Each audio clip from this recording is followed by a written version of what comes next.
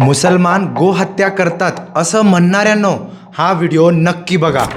मैं गाय को राष्ट्रीय पशु घोषित करने की मांग भारत सरकार से करता हूं। बघितलत आता गोमातेच्या नावावर मत मागणाऱ्या भाजपाचा असमचा मुख्यमंत्री काय म्हणतो ते ऐका। मुस्लिम तो गोमांस खाते हैं, हाँ सर, उसमें तो कोई मना नहीं है। गोमांस खाने वाला कैंडिडेट को वोट चाहिए सर। क्यों नहीं सही है? असम में बहुत सारे मुस्लिम लोग हैं, ये गोमांस खाते हैं।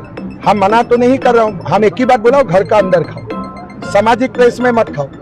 ऐकलं मित्रांनो, एकीकडे ज्या मुसलमानांना गायीच्या नावावर लिंच केलं जातं तोच भारतीय मुसलमान गायीला राष्ट्रीय पशु घोषित करा असं म्हणतोय, पण दुसरीकडे गोमातेचं नाव घेऊन सत्तेत आलेला भाजपाचा मुख्यमंत्री खुलेआम गोहत्येचं समर्थन करतोय।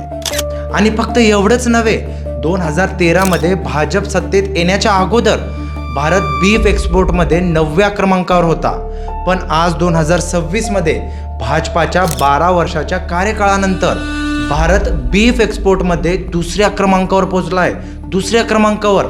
मग आता मित्रांनो, तुम्हीच कमेंट बॉक्समध्ये सांगा, गोमातेचे खरे रक्षक कोण आणि भक्षक कोण।